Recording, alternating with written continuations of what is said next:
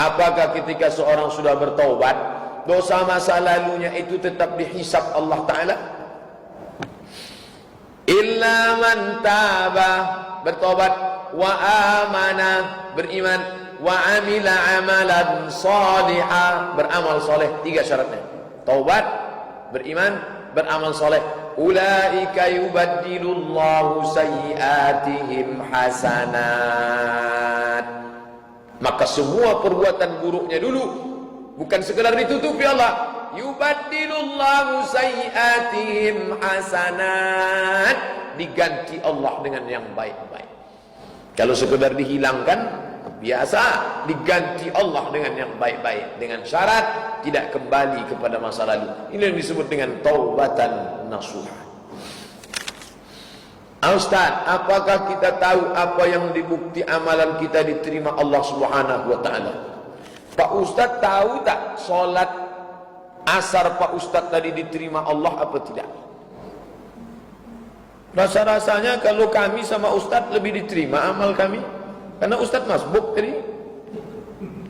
Tahu tak diterima Allah Subhanahu wa taala? Kalau tahu diterima, ngapain berdoa? Rabbana taqabbal minna salatana wa siyamana wa qiyamana wa ruku'ana. Ya Allah, terimalah salat kami, puasa kami, wa tammim taqsirana, sempurnakanlah segala kekurangan kami. Tak ada yang tahu. Maka tak tahu itulah kita selalu berharap. Orang berharap kepada Allah seperti burung yang terbang dengan 2 sayap. Pertama sayap khauf, takut. Yang kedua sayap roja, selalu berharap. Saya takut solat itu tak diterima, tapi saya tak putus asa, karena saya senantiasa berharap.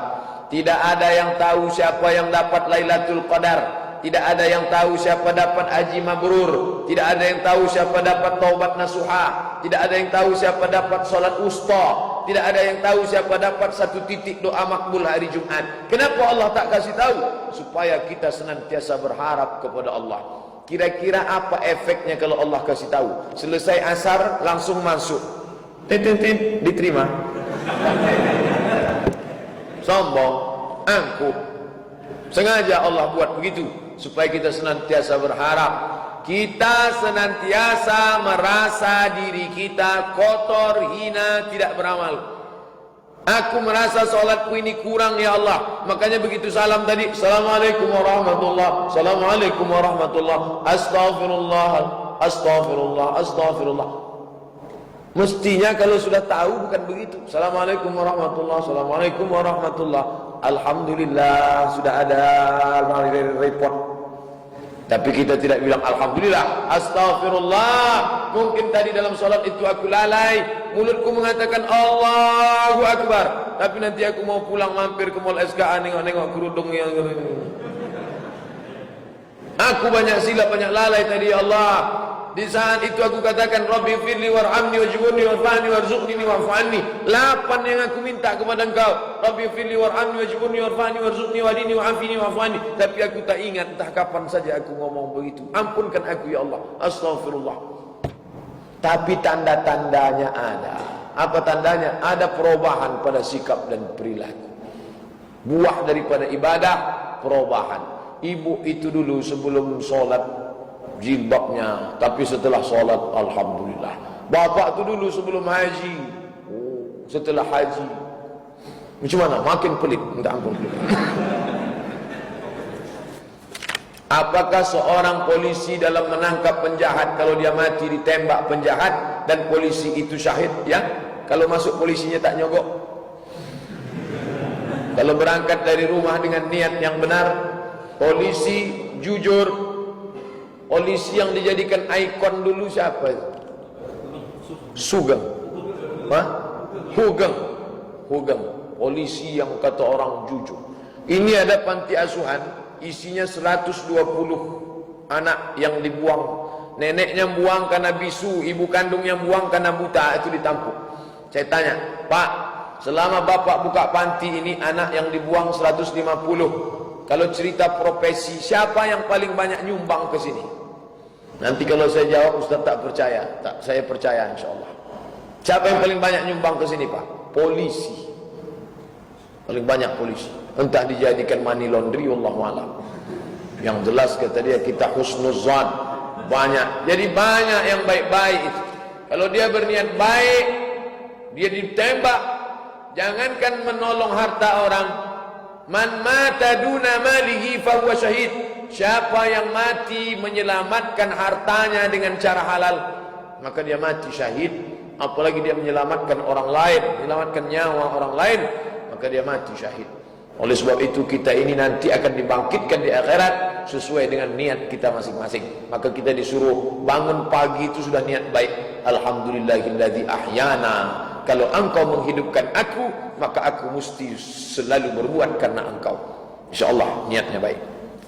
Kenapa Allah menciptakan matahari, bulan, planet, cacing, kepiting, kalajengking dan lain-lain? Kenapa? Pak Ustaz, kenapa Allah ciptakan babi? Kata jamaah ke saya, ini terlalu banyak, ini bisa diwakili oleh babi saja. Kenapa Allah ciptakan? Dia segan mau nulis, lalu cacing kepiting. Kenapa Allah ciptakan babi? Guru membuat soal multiple choice. Siapakah Presiden Amerika? A. Goh Chok Tong, B. Mahathir Muhammad, C. Jokowi, D. Obama, E. Nelson Mandela. Kenapa dibuatnya 6 A, B, C, D, E? Justru yang benar hanya satu. Lalu kalau begitu guru itu menyesatkan muridnya? Tidak. Saat itu dia sedang menguji muridnya. Dia sedang menguji. Kira-kira muridku ini bisa tak membedakan antara gocok tong yang putih bersih dengan Obama yang hitam legam? Tahu tak dia membedakan ini? Begitu juga Allah ciptakan. Ini kuciptakan makhluk namanya kambing. Lalu kuciptakan lagi namanya kucing. Yang ini kuciptakan babi. Secara keturunan ini yang paling banyak anaknya, 13 sekali lahir. Yang ini hanya 2 ekor. Ini murah. Bakso babi murah. Sepatu kulit babi murah. Karena banyak pertumbuhannya, populasinya, maka dia murah. Mana yang kau pilih? Ketika berhasil memilih dengan penuh kesadaran memilih babi, Aram. Makanya kajian kita tadi, Allah buat kita hidup untuk berjihad memilih. Kau pilih ini atau kau pilih ini. Berada pilihan di hadapanmu. Kami kasih kau akal sehat, kami kasih kau Quran, sekarang kau pilih. Kau pilih kambing apa pilih babi? Kenapa Allah ciptakan cacing? Ada namanya Al-Jahiz, ulama. Dia peneliti. Dia teliti makhluk yang tak punya mata, tidak punya tangan, tidak punya kaki. Namanya cacing. Kalau ada bapak yang bisa membuktikan mata cacing, tunjukkan saya di mana matanya. Tapi Allah kasih dia kehidupan yang luar biasa. Dia tidak bisa melihat matahari, maka dia hidup di dalam tanah. Gelap, tak punya mata, tapi dia tetap bisa makan dan hidup. Karena Allah berjanji, wa ma min dabbatin fil ardi, segala makhluk yang bergerak di atas muka bumi, illa 'ala Allah rizquha, dijamin Allah rezekinya. Yang dimaksud dengan dabbah kalau dia bergerak melata. Cacing menggerakkan perutnya lalu dia bergerak, maka setiap dia bergerak dia dapat makan, dia hidup. Belum ada cacing yang mati karena kelaparan kalau dia tidak bergerak. Kalau dia bergerak dia hidup. Dia menghindari dimangsa, maka dia masuk ke dalam. Kalau dia kita gali, kita muncul ke atas, dimakan ayam, mati dia.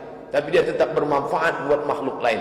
Oleh sebab itu orang yang tidak menggunakan matanya, telinganya, tak menggunakan potensi dirinya, Allah mengatakan ulaika kal an'am, mereka lebih hina daripada binatang, bal hum adall, lebih hina daripada semua binatang. Untuk apa Allah buat ciptakan planet? Ini matahari. Lalu di samping matahari itu ada Neptunus, Merkurius, Pluto, Mars, semua berkeliling. La syamsu yanbaghi laha an tudrikal qamar. Matahari tak mungkin berjumpa dengan bulan. Walal lailu sabiqun nahar. Malam tak mungkin mendahului siang. Wa kullum fi falaki yasbahun. Semuanya bergeliling pada garis edarnya masing-masing. Seandainya matahari itu menjauh sedikit saja, kita membeku. Seandainya matahari itu mendekat sedikit saja, maka kita, orang Cina memahami ketika matahari itu menghilang, itu karena ditelan oleh dewa katak. Mereka punya dewa katak yang besar. Itulah patung dewa katak yang diletakkan di atas meja dekat tempat duit. Katak menelan duit, ada duit di lidahnya. Karena mereka percaya kepada katak. Dewa katak yang besar ini menelan matahari. Lalu dipukulkanlah segala ributan mercon-mercon supaya katak itu terkejut, dimuntahkannya lagi matahari. Agama Islam nampak dia bukan agama ilusi hayalan. Justru ketika terjadi gerhana tak ada pukul-memukul, kita berdoa kepada Allah dengan solat kusuf gerhana matahari. Bukan karena itu terjadi. Nabi mengatakan, inna syamsa wal qamar, matahari dan bulan, ayatani min ayatillah, tanda-tanda kebesaran Allah. Yang dilihat bukan mataharinya, tapi Allah yang mengaturnya. Kenapa tidak terjadi tabrakan? Wa kullum fi falaki yasbahun, semuanya berada di garis edarnya masing-masing. Ketika orang memahami itu, dia akan melihat, Rabbana ma khalaqta hadza batila, ya Allah, tidaklah yang kau ciptakan ini sia-sia. Kenapa orang Islam berkhitan? Ikhtatana Ibrahim alaihi salam, Nabi Ibrahim berkhitan, wa umruhu 80, umurnya 80 tahun, bil Qudum. Dia berkhitan di satu kampung namanya Qudum. Qudum itu kampung di Suriah, negeri Syam. Disitulah dia berkhitan. Kenapa berkhitan? Sekarang orang Kristen, orang Hindu, orang Buddha, orang Cina malu-malu kucing diam-diam pergi ke rumah sakit berkhitan. Apalagi sekarang khitan laser tak terlalu sakit, mudah, karena dia risih, ada najis di dalam, kotor, bau, busuk, belum lagi penyebab kanker macam-macam, kanker kulit, kanker macam-macam. Maka mereka diam-diam berkhitan. Jadi secara medis manfaatnya, juga secara agama. Yang pertama berkhitan Nabi Ibrahim, hadis riwayat Muslim, ada manfaat-manfaat kesehatan. Yang kedua karena kepatuhan kepada Allah. Kalau Allah sudah suruh potong, potong. Andai tak ada manfaatnya sama sekali pun, kita tetap potong, karena kita sami'na wa ata'na. Saya sudah sabar menghadapi kamu. Apakah sabar itu terucap, Pak Ustaz?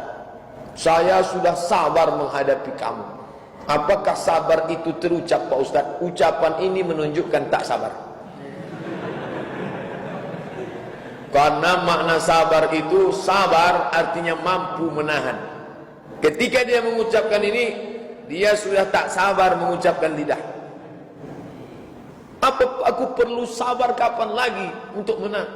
Itu sudah tanda tak sabar. Nampaknya kamu memang sudah tak sabar. Karena makna sabar artinya menahan. Apa janji Allah terhadap orang yang hafiz Al-Quran?